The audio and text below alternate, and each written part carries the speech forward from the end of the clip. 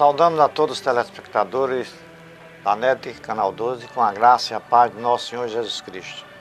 Este é mais um programa Palavra da Fé, cujo objetivo é levar uma mensagem de edificação, de exortação e consolação a todos os nossos telespectadores.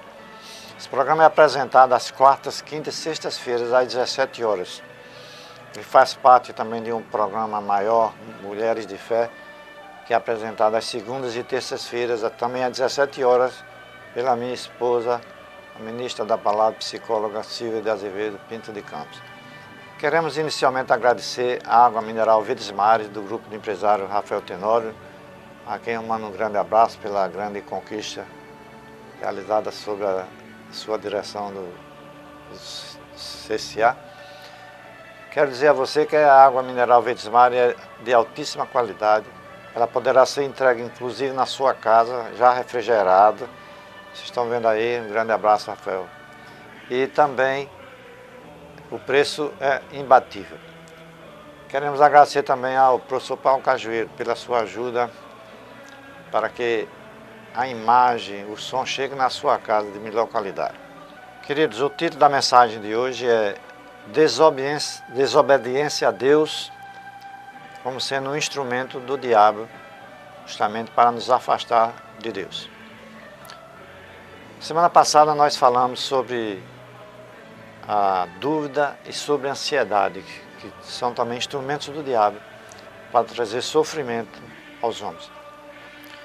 E a mensagem do pergaminho, vocês estão vendo aí: sede sóbrios, vigiai, porque o diabo, vosso adversário, anda em derredor, bramando como um leão, buscando a quem possa tragar. As pessoas pensam que Satanás está longe, né? Está até no inferno, ele está ao nosso derredor, é isso que a palavra diz. Nós sabemos que a primeira pessoa a desobedecer a Deus foi por influência de Satanás, lá no Jardim do Éden, que eu falei na semana passada sobre esse tema. Eva, influenciada por Satanás, pelo demônio, ela terminou desobedecendo a Deus juntamente com Adão. Mas hoje nós vamos falar sobre dois personagens importantes da Palavra de Deus, da Bíblia. Um que é do Velho Testamento e o outro é do Novo Testamento. Todos os dois têm o mesmo nome. Saul, o do Velho Testamento, e Saul, do Novo Testamento. Todos eles eram da tribo de Benjamim. A palavra de Deus diz que o Saul, do Velho Testamento, que Deus o escolheu para ser o primeiro rei de Israel, segundo 1 Samuel 9:2, diz que ele tinha, que era o seu pai, né, tinha um filho cujo nome era Saul, moço e tão belo que entre os filhos de Israel não havia outro homem mais belo do que ele. Desde os ombros para cima sobressaía a todo o povo. Ele tinha uma altura bem exagerada em relação à média da população. Já o segundo Saul, do Novo Testamento, ele era de baixa estatura, também chamado Saul, que depois passou a ser chamado de Paulo. E a palavra de Deus escreve algo sobre o Saul, que era o Saulo, né, se tornou Paulo, como ele se descreveu: circuncidado ao 8º dia, da linhagem de Israel, da tribo de Benjamim, hebreu de hebreus, segundo a lei fui fariseu, segundo o zelo perseguidor da igreja, segundo a justiça que há na lei, irrepreensível. Meus queridos, nós já vimos pelo aspecto físico que um era bem alto, né, o do Velho Testamento, o rei Saul era bem alto. Já Saulo, ele era de pequena estatura, não chamava atenção de nada. O rei Saul, no início ele começou muito bem, como um amigo de Deus. Ele foi escolhido o primeiro rei de Israel. E ele, no início, se saiu muito bem. Mas com o passar dos tempos, houve a necessidade de Israel entrar em guerra contra os amalequitas, porque estavam sempre causando problemas ao povo da herança de Abraão. E Deus ordenou ao rei Samuel, ou ao rei Saul, perdão, que ele, quando fosse a guerra contra aquele povo, os amalequitas, o exército dele destruísse todos os povos amalequitas, todas as pessoas, não deixasse ninguém vivo, né? Muito menos o rei Agag. Outra coisa, não trouxesse despojo de um. Despojo era aquilo que quando um exército, uma nação conquistava a outra, né, ficava com os bens daquela nação. Isso era ouro, prata, era cobre, era armas, carros de guerra e assim por diante. O que acontece é que o rei Saul foi à guerra, né, isso foi bem sucedido, e veio todo mundo alegre com aquela grande vitória. Acontece que Deus falou para o profeta Samuel que havia alguma coisa errada. E Samuel foi abordar o rei e perguntou se ele tinha trazido algum despojo, e ele negou. Aí, para resumir, porque foge a pregação, no final ele tinha poupado o rei Agag e tinha trazido também animais e mais outras coisas. E como ele desobedeceu a Deus, Deus imediatamente, ele não só desobedeceu, mas ele mentiu a Deus.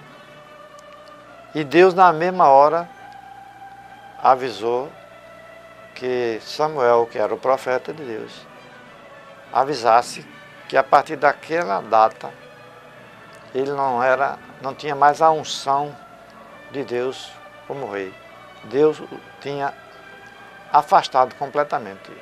Embora ele permanecesse muitos anos ainda como rei. E logo depois, a esse episódio, o Senhor Deus mandou que o profeta Samuel fosse à casa de Jessé, e lá Deus iria mostrar quem seria o substituto do rei Saul. E o profeta foi. Chegando lá, né, Jessé colocou os filhos mais bonitos, mais fortes, né, grandes soldados, lutadores. E quando o Samuel viu aquele mais forte, um deles, aí foi logo pegando o óleo para ungir. Aí Deus disse: Deus não vê como os homens. Deus vê o coração das pessoas. Então não é esse. Aí Jessé foi mandando filho por filho, o mais velho até. Aí chegou, parou. Aí o profeta disse: não tem mais nada não, mais nenhum não. Disse: não, tem um filho lá, que toma conta das ovelhas. Em outras palavras, é um insignificante. Aí o profeta disse: traga ele aqui. Aí trouxeram. E quando trouxeram aquele rapaz que tinha também pequena estatura, né, era ruivo, aí o profeta ficou na dúvida. Aí foi quando Deus disse que era aquele que era mesmo o escolhido por Deus, Davi. E ele foi ungido e assim por diante. O que é que acontece? O rei Saul, sabendo que Deus já havia retirado o seu reinado e tinha já ungido o novo rei, ele começou a desencadear uma grande perseguição ao rei Davi.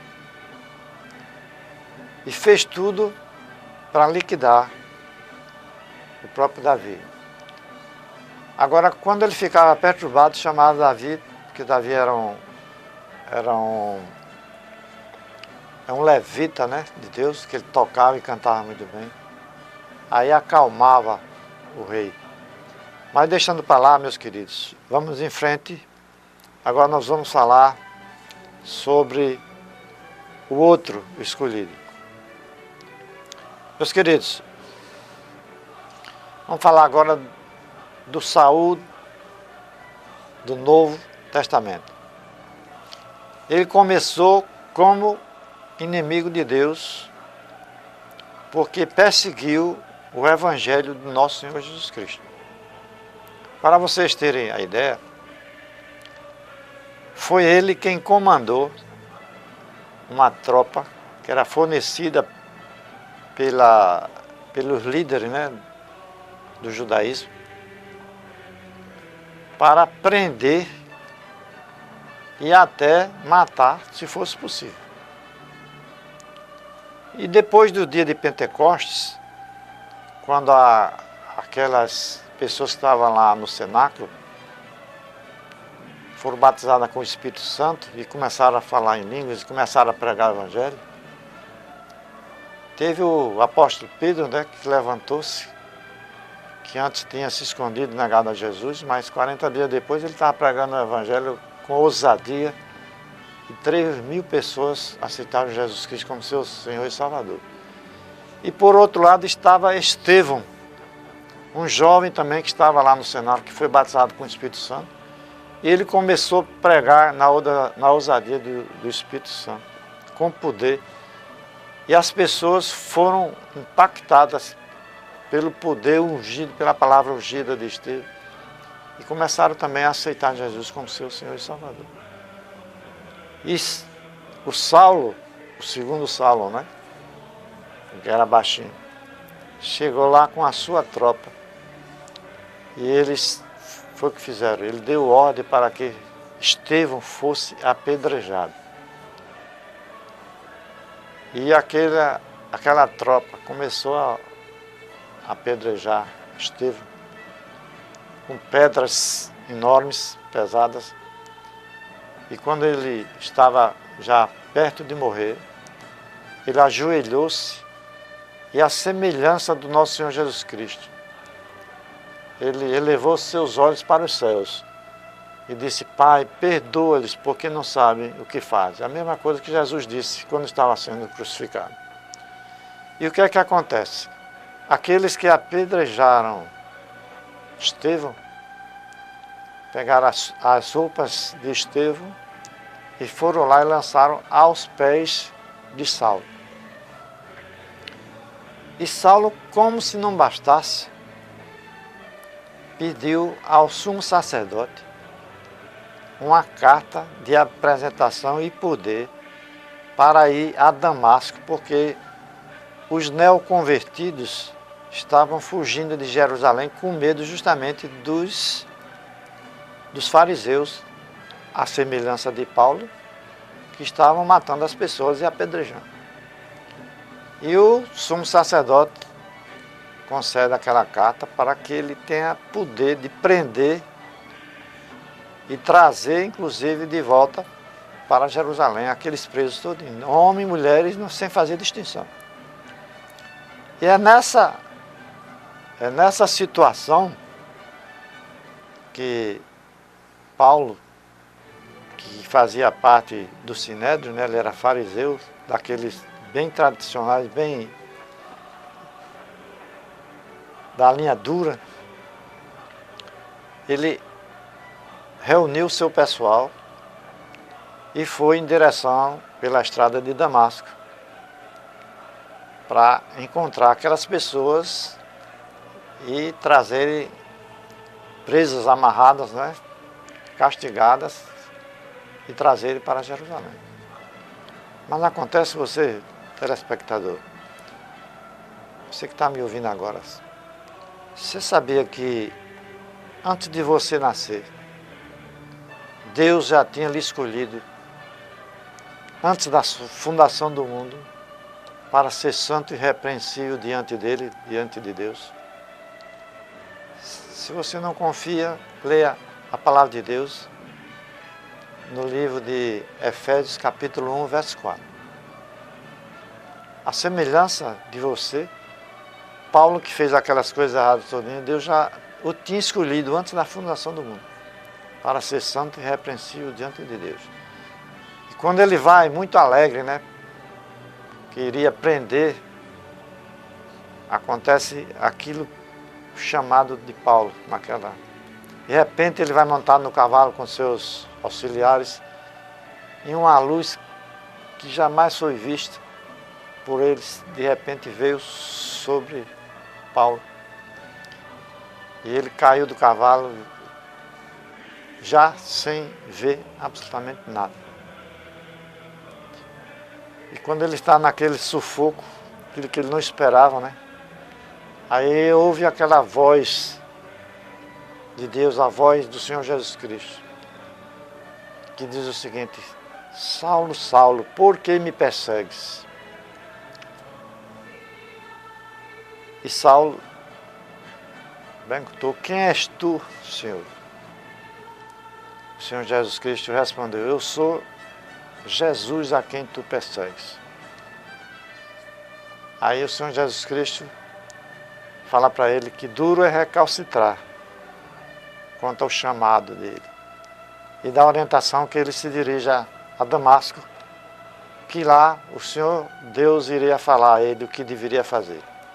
E resumindo, ele é levado para Damasco, onde passou 3 dias, e Deus falou a Ananias de noite, e Ananias disse: pois não, Senhor.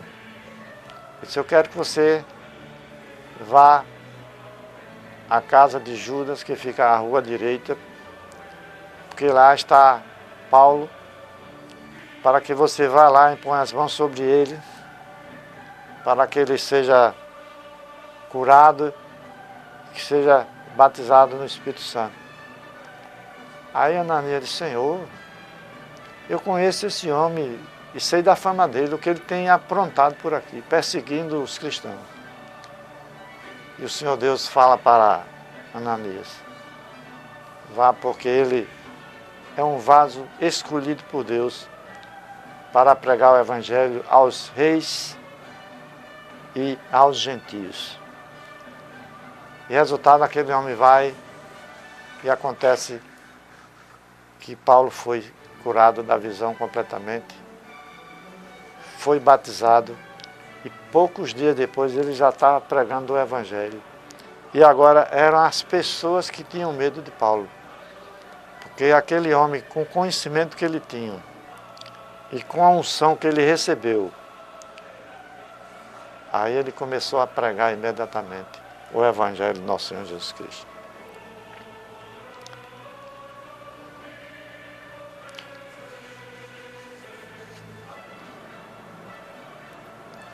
Gostaria agora de falar sobre o que fez a diferença entre os 2 homens. O Saul do Velho Testamento e o Saul do Novo Testamento. O rei Saul, que era do Velho Testamento, ele foi desobediente a Deus. Deus ordenou que ele não poupasse ninguém, nem trouxesse despojo, ele não obedeceu. Como se não bastasse, ele ofereceu certa vez sacrifícios a Deus. Quando ele não era profeta, não podia fazer isso. Ele não era sacerdote, não podia fazer. Ele se achava muito mais importante do que ele era. E Deus condenou isso. E através da palavra de Samuel diz: eis que o obedecer é melhor do que sacrificar. Porque a rebelião é como pecado de feitiçaria, e o porfiar é como iniquidade e idolatria. Portanto, tu rejeitaste a palavra do Senhor, ele também te rejeitou a ti, para que não sejas mais reis. Agora vamos ver Saulo do Novo Testamento. Ele era um jovem muito inteligente, letrado, tinha um conhecimento humanístico tremendo, falava várias línguas. E para você ter ideia, dizem os estudiosos que para fazer a parte no Sinédrio, a pessoa precisava ser altamente preparado.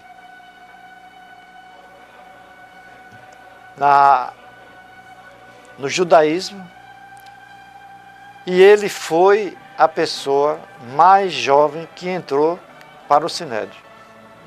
Por aí vocês veem a capacidade dele. Ele era um homem de fé e determinado.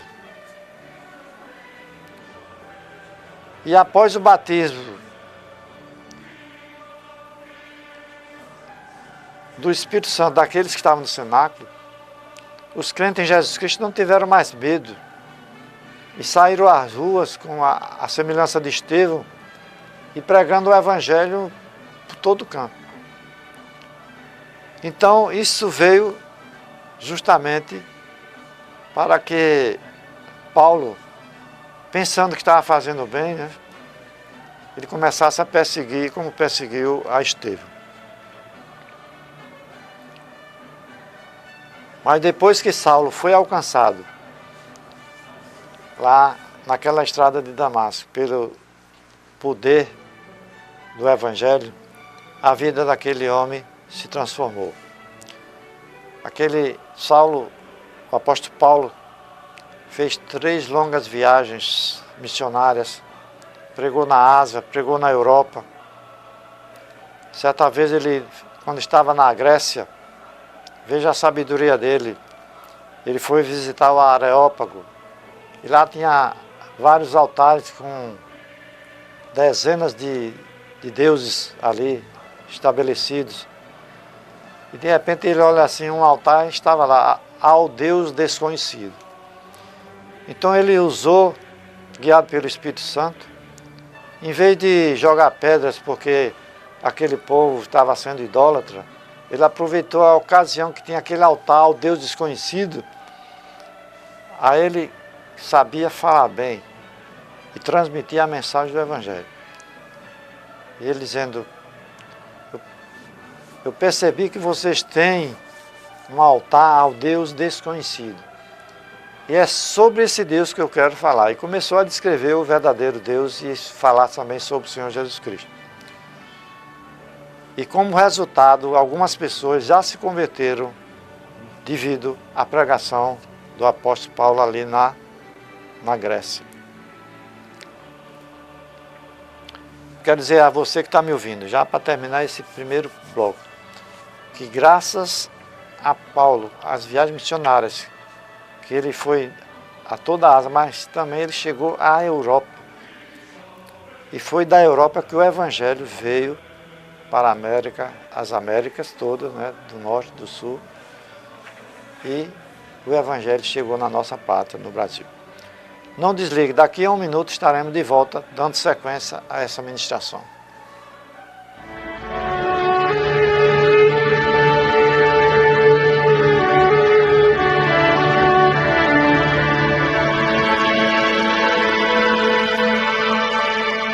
Água mineral Verdes Mares, mais uma empresa do grupo do empresário Rafael Tenório. A água é, depois do oxigênio, a primeira maior necessidade para a vida. Ela não só hidrata, mas também baixa a pressão arterial nos hipertensos. Então, cuide da sua vida bebendo água mineral Verdes Mares, a água de melhor qualidade. Lembre-se, todo caminho pode levar à venda, mas só a água mineral Verdes Mares leva saúde até você.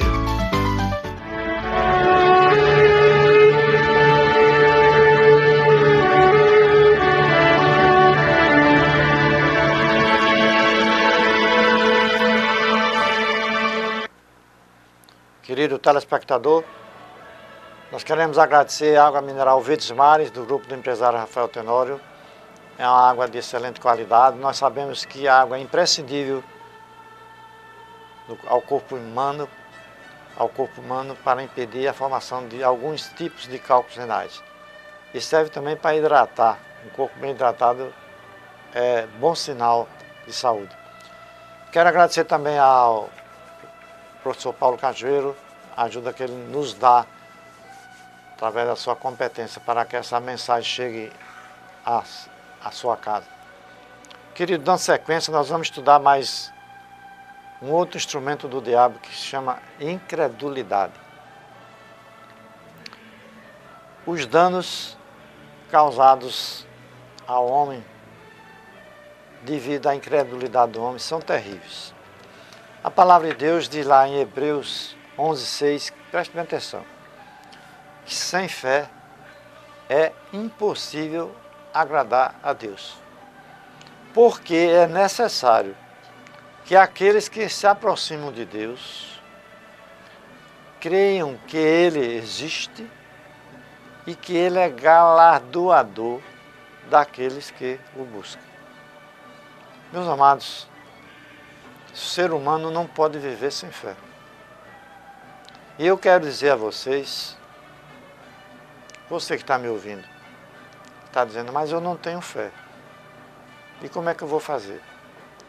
Eu quero que você anote aí o livro de Romanos, logo depois de Atos vem o livro Romanos,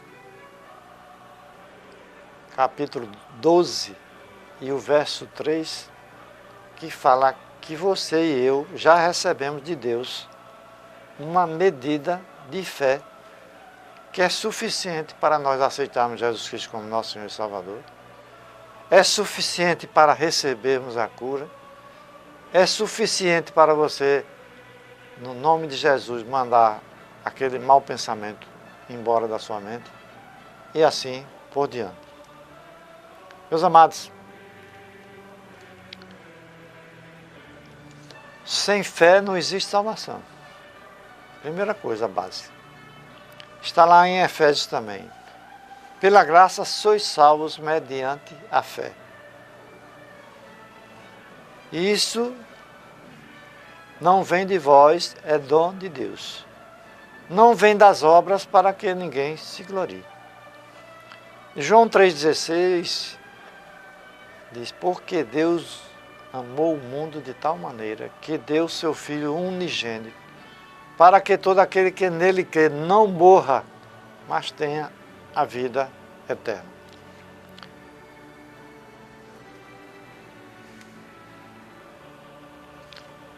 Já em Marcos 16, diz, ide por todo o mundo e pregai o evangelho a toda criatura. Quem crê e for batizado será salvo. E quem não crê já está condenado. Certa vez, Paulo e Silas estavam na cidade de Filipos e tinha uns homens que exploravam uma mulher que ela tinha um demônio de querer adivinhar as coisas. Era uma pobre mulher escravizada por Satanás e pelos aproveitadores. E certa vez, Paulo e Silas, quando se dirigiam para a oração, mais de uma vez aquela mulher começava a falar, falando quem eles eram, representavam quem? O Deus verdadeiro. Mas o objetivo dela não era isso. O objetivo de Satanás era dizer que as palavras daquela mulher eram a mesma coisa que as palavras de Paulo e Silas. E Paulo resolveu expulsar aquele demônio. E na mesma hora aquela mulher parou de falar. E aqueles homens que exploravam aquela mulher, quando souberam disso, foram lá para a praça e pegaram Paulo e Silas e açoitaram eles, levaram lá para o juiz que mandou que fosse açoitado e depois mandou que levassem eles presos, ficassem presos, inclusive com cuidado, colocando correntes. E Paulo e Silas foram colocados, chegando lá, o carcereiro colocou ele na parte mais profunda, né, que tinha da cadeia, lugar úmido, colocou as correntes nos dois. E aqueles dois homens, que não tinham feito mal algum, já estavam ali sofrendo, né, açoitados, sangrando, doendo, feridos, com correntes. Mas sabe por que eles fizeram? Não ficaram murmurando de Deus. Em vez disso, eles começaram a louvar, cantar hinos de louvor e adorando a Deus. E diz a narrativa lá de Atos que todos os presos, isso era meia-noite, estavam ouvindo, estavam acordados e ouvindo. E de repente Deus manda um terremoto localizado, que não morreu ninguém, só abriu as portas das cadeias, das celas todinho.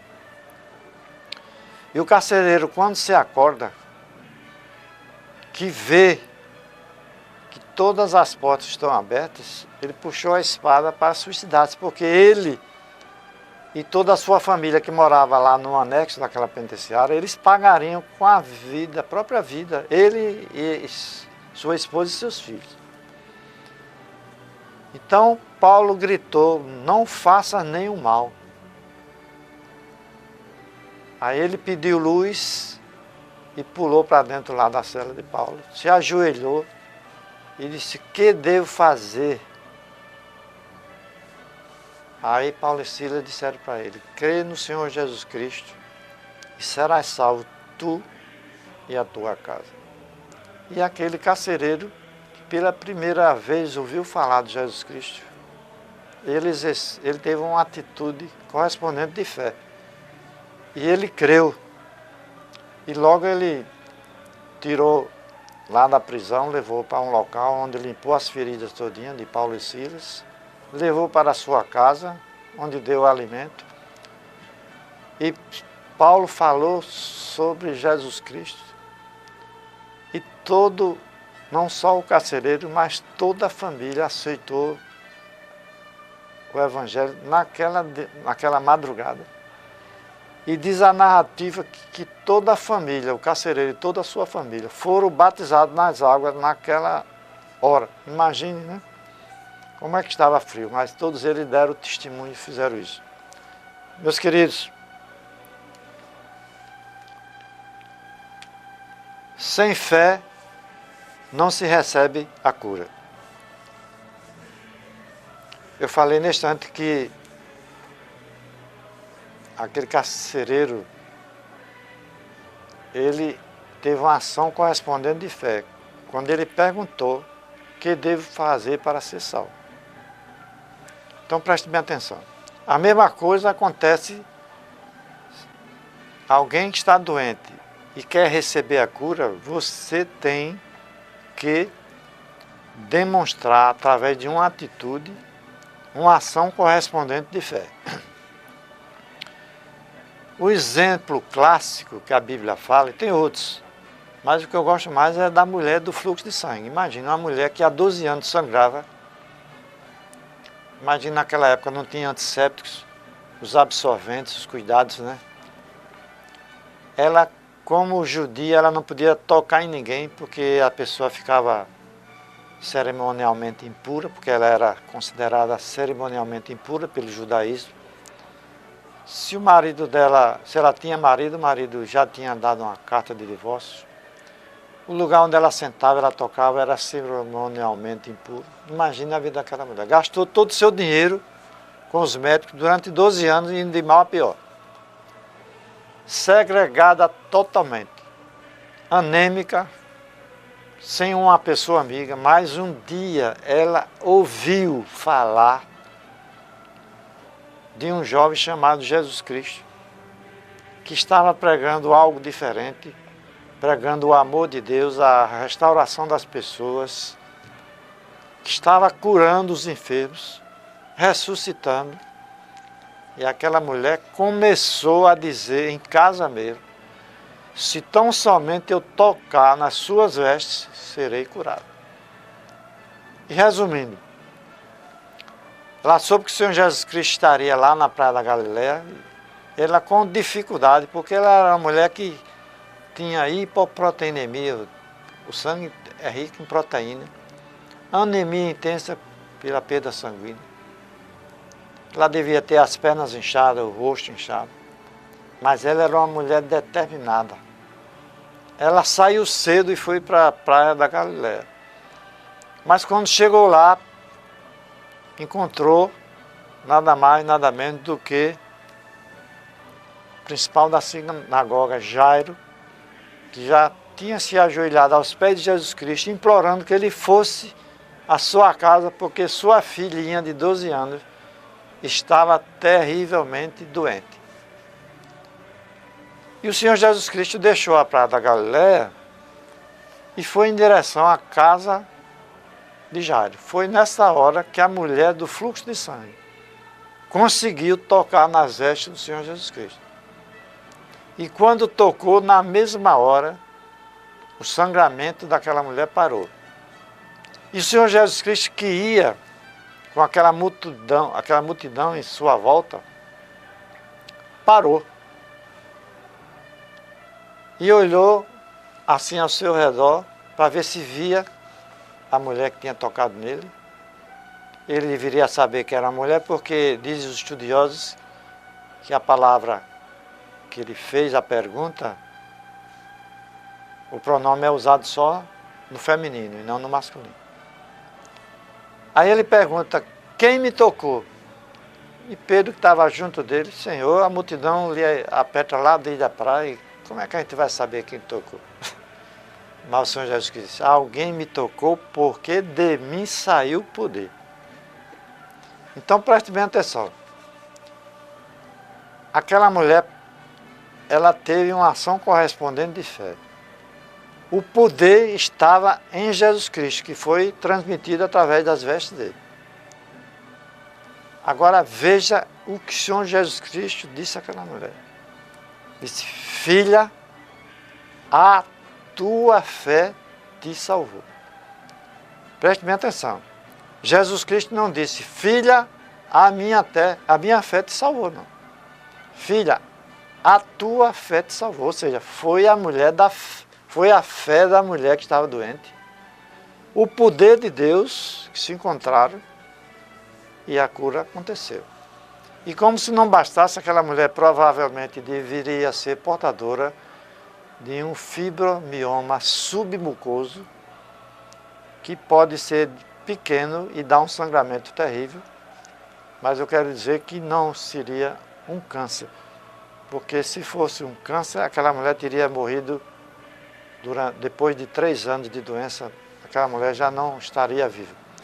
E segundo, porque está comprovado cientificamente, e até os cientistas não querem crer, que as mulheres judias praticamente não têm câncer do colo uterino, por causa daquela aliança que Deus fez com Abraão, que é a circuncisão. E uma das causas do câncer de colo do útero, que pode ser causado pelo HPV, obrigado, mas pode ser causado por outras alterações. Aí o Senhor Jesus Cristo disse: filha, a tua fé te salvou. Vai em paz, ou seja, já recebeu a vida eterna, e ser curada daquele mal que era justamente o fibromioma. Mas vamos voltar. Outra história incrível. Certa vez o Senhor Jesus Cristo,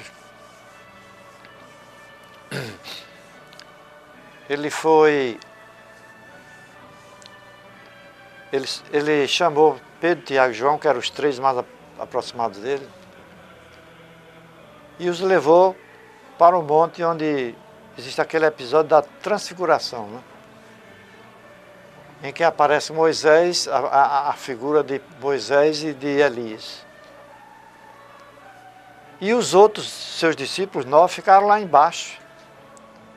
E quando acabou, que eles desceram, o Senhor Jesus Cristo viu uma grande multidão e as pessoas, vamos dizer assim, contestando os discípulos que estavam lá. E o Senhor Jesus se aproxima para saber o que estava acontecendo. Nisso, um homem se aproxima de Jesus e diz: Senhor, meu filho está doente e eu trouxe para seus discípulos, eles não conseguiram curá-lo. O Senhor Jesus começa a perguntar: desde quando ele tem essa enfermidade? Não, ele desde pequeno tem isso. E os sintomas que aquele pai descreve são exatamente de uma epilepsia. Aquela criança era portadora de epilepsia porque de vez em quando ela tinha convulsões, caía em qualquer lugar, muitas vezes caiu perto do fogo ou perto da água, e o pai tinha um cuidado tremendo. E quando o Senhor Jesus Cristo vê a multidão também perturbando, aí o Senhor Jesus Cristo vai e expulsa aquele demônio surdo-mudo. E na mesma hora, aqueles demônios que gostam sempre de aparecer pela última vez, né, desencadearam outra convulsão e a criança caiu no chão. Aí as pessoas pensavam que ela estava morta e o Senhor Jesus Cristo foi lá e segurou pelo braço e a criança estava perfeitamente curada. Jesus Cristo expulsou um demônio que estava causando aquele distúrbio, aquela arritmia cerebral.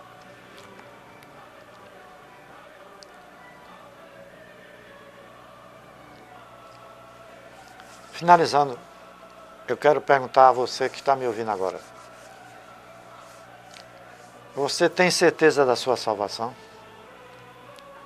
Se por acaso você for chamado hoje, você tem certeza que vai se encontrar com o Senhor Jesus Cristo hoje mesmo? Porque é isso que a Bíblia nos assegura, o Evangelho do nosso Senhor Jesus Cristo diz. E o que é que você deve fazer? É a coisa mais simples. O Senhor Jesus Cristo disse: eu sou o caminho, a verdade e a vida. Ninguém vem ao Pai senão por mim. Porque Deus amou o mundo de tal maneira que enviou o seu Filho unigênito para que todo aquele que nele crê não morra, mas tenha a vida eterna. É bastante você crer no Senhor Jesus Cristo como seu Senhor e Salvador. E a paz de Deus, que excede a todo entendimento, guardando o seu coração e sua mente em Cristo Jesus, hoje e sempre. Amém.